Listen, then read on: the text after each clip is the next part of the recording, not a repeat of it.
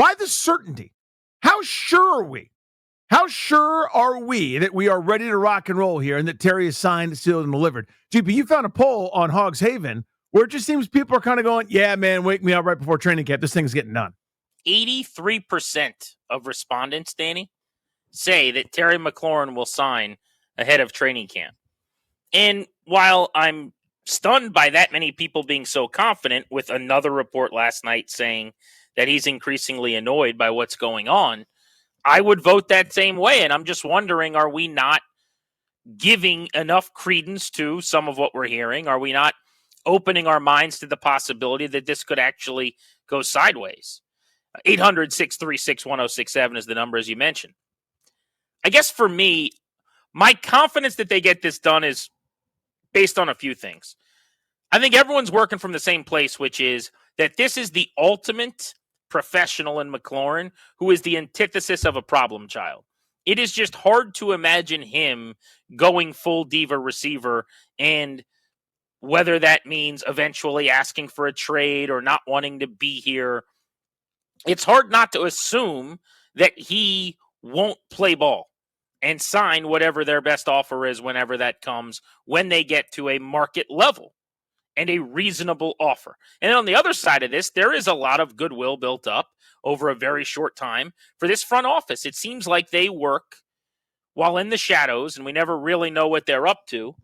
I take some credence in the possibility that maybe they are farther along and being able to offer what it's going to take to get this done than is being reported, because time and time again, I think reporters have not been able to keep up with Adam Peters, who is very anonymous in his dealings. But I also have no reason to believe that this culture-first front office that is all about establishing core commanders won't take care of the commander, the number one poster child for what they're trying to become. And then the last thing I would say, the question is, where does your confidence come from that this is not going to go badly, that this is going to end with McLaurin getting a deal? I don't know if it's ahead of training camp or not based on this argument I'm about to make, but I know that it's going to happen. Look at the history of San Francisco when Peters was there, albeit not as the GM, that was John Lynch, but as his assistant who was doing a lot of the work. He was the DeBartolo to the Rizzo, right?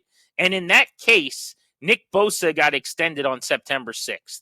Brandon Ayuk was holding in on August 12th. Deebo Samuel signed his 3-year contract on August 1.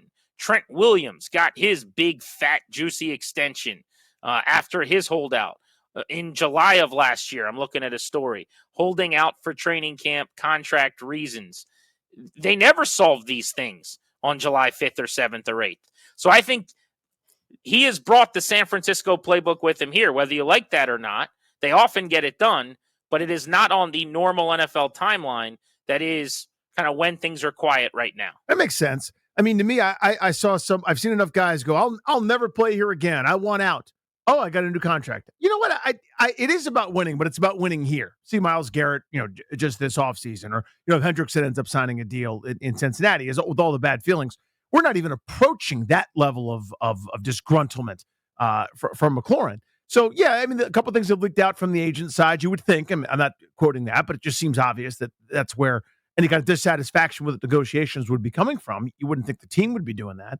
Wherein, yeah, everybody's trying to push for a better deal. It's going to take a little longer. The team knows it's got a little bit, well, not a little bit. The team knows it's got more leverage, but you still want to be delicate with a guy that is one of your cultural leaders. That's one of the dudes that everybody's supposed to point to. So you got to handle this.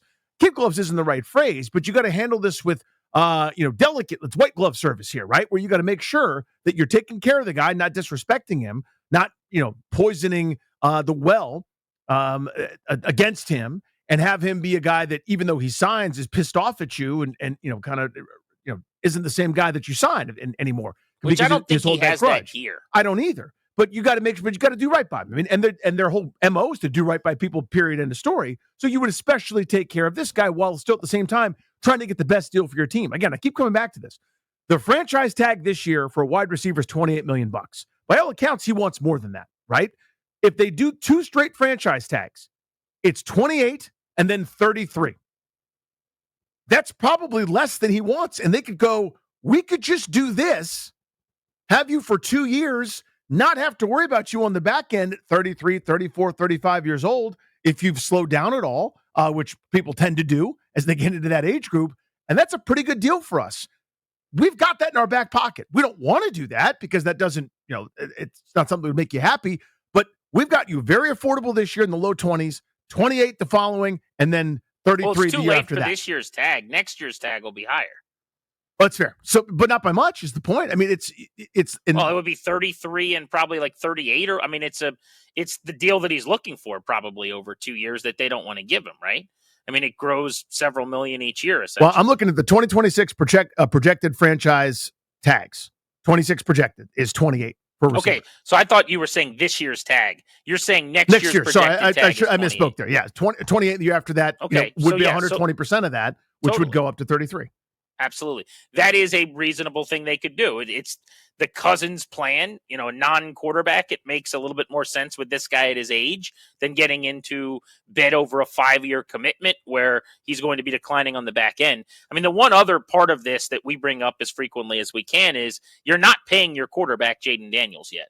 So there's a lot less of an excuse to not be willing to, and it is an overpay, I think, but to overpay the face of your franchise, essentially, in this case, in Terry McLaurin. But if you would answer succinctly what we're going to ask on the phones next, and we're going to get to the calls in a second, so line them up, 800-636-1067. Where does your confidence come from to be one of that 83% that says they'll do this ahead of training camp? And my answer is, I just think Terry's the kind of guy, the quality of person with this front office that is the quality and the decent front office that we've seen so far, that they're not going to want to be at odds over a couple $1 million. They're going to get this thing hammered out. I'm probably overvaluing what is kind of like the decorum of these people when it's just business. It doesn't mean Adam Peters is a bad guy or Terry's a bad guy if he goes scorched earth. It's just business. Sometimes business goes bad. But for me, I think he's too important. I think he's too good a player, and they're going to want to prove that they're willing to pay you if you do everything right. And then the second part of it is, why am I so confident? The timeline in San Francisco says that just because there's not progress being made right now doesn't mean anything. Where does your confidence come from? Yeah, for me, it's twofold. One, the team has too much leverage. They do. The team is in a good spot with the way the CBA rules work, with how what you have to do to accrue seasons to get value. The way fining works. I mean, they're in the driver's seat here. They've got him on a more affordable deal this year. And again, they've got levers in their back pocket. Should it go to DEFCON 5 or whatever, right? To that point, by the way, just so people know the new CBA numbers, I'm pretty sure they can fine him $50,000 a day for not showing up at training camp. Now, what almost always happens is once you get a deal done, the team forgives you and doesn't make you pay those fines.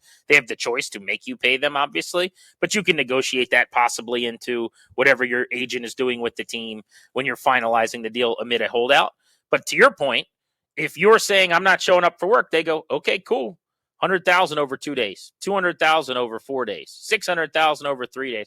You're pretty quickly at $1 million after a week of not going to work. Right. Yeah. So tons of leverage. So number one, the team has tons of leverage. Number two, the team is too smart because of everything we're talking about with the quality of the person that you're dealing with. They understand this has to get done. So they are in a position of strength, and they're also in a position of intelligence. So they'll play harder ball for a little bit longer, maybe than a lot of teams would. They might just say, yes, whatever you want, my lord. Of course, Terry. Of course. They might push this a little bit longer, but at the end of the day, they get who he is. So their leverage and their intellect, to me, tells me anyway, this will get done. Let's go to the phones. We'll start with Russell in Graysonville on Grant and Danny. Russell, where does your confidence come from? Seems like everybody's quite sure that McLaurin will get a deal ahead of camp. Hey, good afternoon, and God bless, guys. Thanks for taking my call. Hey, I got to agree. You made some very valid points. And yes, there's always a business side that's scary.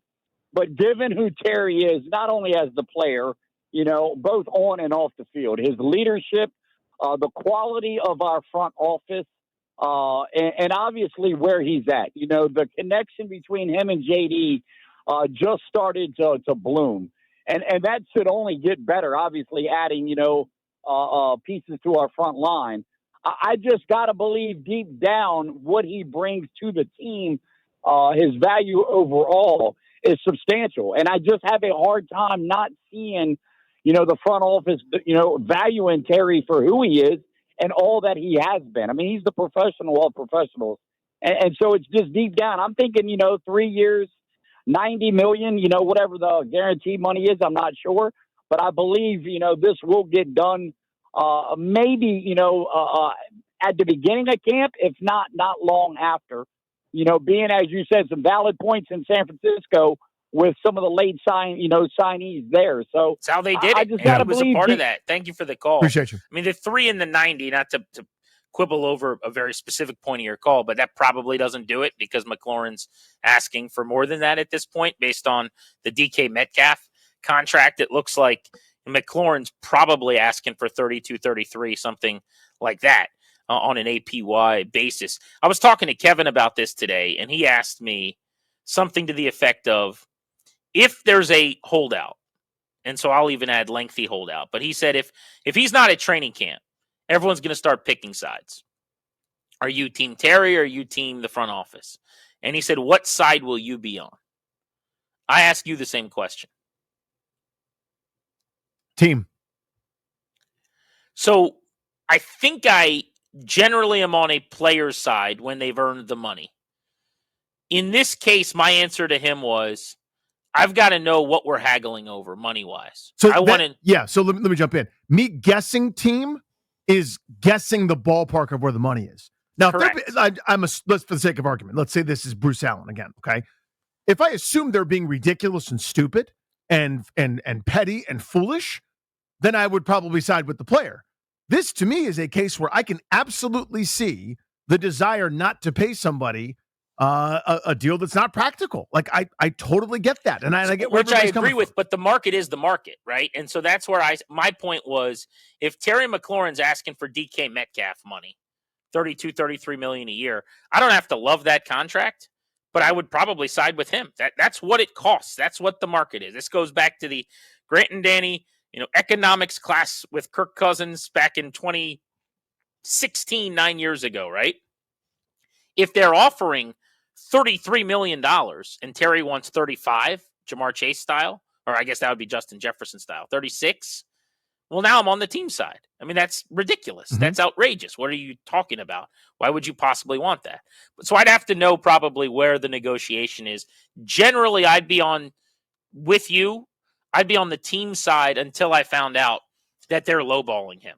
Like if they're offering him $27.5 million right now and it's a hard line and McLaurin wants 33, then he's right and they're wrong. I mean, the market is the market. It's there for you. Let's go to Disco and Laurel on Grant and Danny. What's up, Disco?